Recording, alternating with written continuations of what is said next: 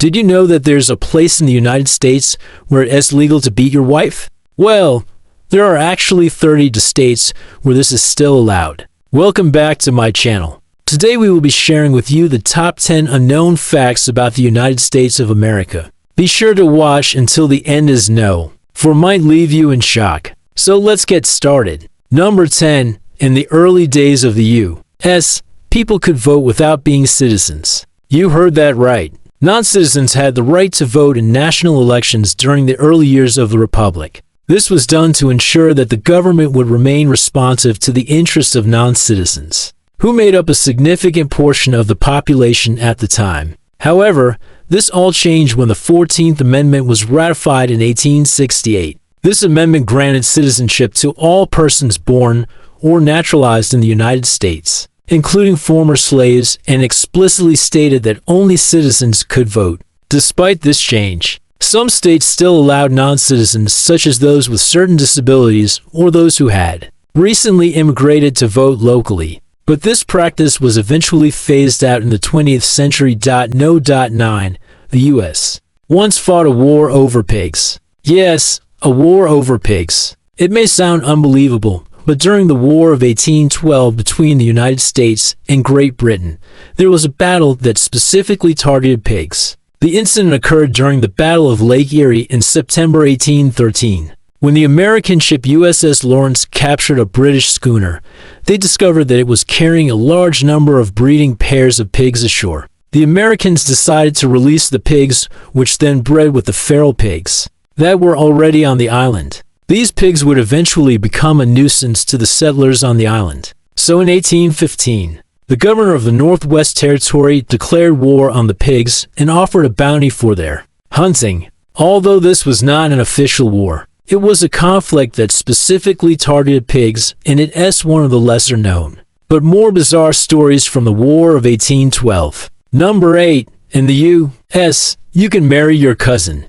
Now I know that sounds crazy, but it's true. And like many other countries, the United States does not have any laws prohibiting marriage between cousins. However, there are some restrictions. For example, in some states, first cousins once removed or more distant cousins cannot marry. Also, there are some state laws that prohibit marriage between step-cousins, which refers to the children of an individual's step-parent and the individual's parent sibling. Additionally, some religious groups also prohibit marriage between cousins due to religious beliefs and traditions. Despite these restrictions, marriage between first cousins is legal in all 50 states. And according to the U.S. Census Bureau, approximately 4% of all marriages in the United States are between first cousins. 7. Al Capone once ran for public office. Believe it or not, but infamous gangster Al Capone was once a candidate for public office.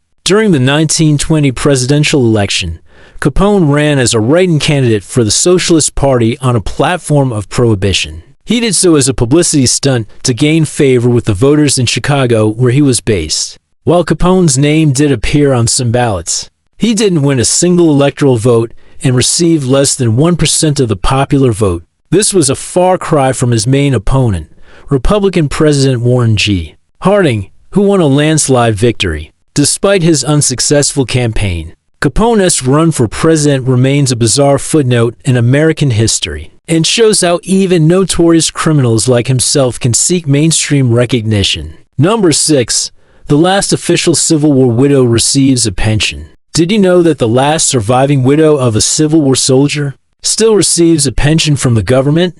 Helen Viola, the widow of Civil War veteran John Viola, is the only surviving spouse of a Civil War soldier. She receives an annual pension of around $10,500 from the Department of Veterans Affairs. This pension was established by Congress in 1889 to provide financial assistance to the widows of Union soldiers who died during the Civil War. Originally, the pension amount was just $8 per month, but it has since been increased. While this may seem like a small amount, it is a symbolic gesture to honor the sacrifices made by the widows of Civil War soldiers and recognize their contributions to the Union cause. Number 5. The U.S. was almost annexed to Russia. Yes, you heard that right. The United States almost became a part of Russia. In the early 19th century, Russian officials considered annexing Alaska and the newly independent Oregon Territory to their vast empire in North America. At the time, the United States was expanding westward and there were growing tensions over the ownership of the Oregon Territory. Some Russian leaders believed that by ceding Alaska and the Oregon Territory to the U.S., they could secure an alliance against Britain and prevent further conflicts over territorial claims. However, the idea was ultimately rejected by both the Russians and the Americans. The Russians decided to sell Alaska to the U.S. instead of giving it away, and the Oregon Territory remained a part of the United States. Number 4. The U.S. had a national anthem before the Star-Spangled Banner. You might be surprised to learn that the Star-Spangled Banner wasn't always the national anthem of the United States. Before it was officially adopted in 1931, the song Hail to the Chief was used as an unofficial anthem. This song was composed by a Scottish musician and songwriter James Alexander at the request of President William McKinley for use at the Pan American Exposition in Buffalo, New York in 1901. It quickly gained popularity and became associated with the presidency. However, the song was never officially adopted as the national anthem. That distinction went to the Star-Spangled Banner after it was chosen in a 1930 congressional vote over several other songs, including America, My Country, 'Tis of Thee, and Hail to the Chief. No. 3. The U.S. has its own Stonehenge. You might be familiar with the famous Stonehenge monument in England, but did you know that there's a similar structure in the United States?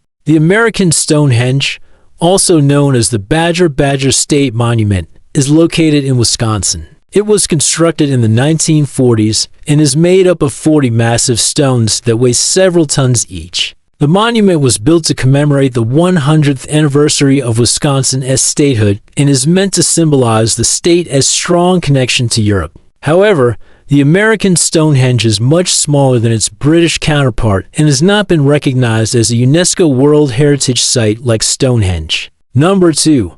There are areas in the U.S. where slavery is still legal. Now hold on a second. You heard that right. Despite being officially abolished in 1865, there are areas in the United States where slavery is still technically legal. The 13th Amendment to the Constitution abolished slavery except as punishment for a crime. This loophole allows prisoners to be forced to work without pay, which can include working on farms or in factories. This practice has been defended as a way to teach prisoners valuable job skills and make them more employable after their release. However, critics argue that it is a form of slavery and that prisoners should not be forced to work under threat of punishment.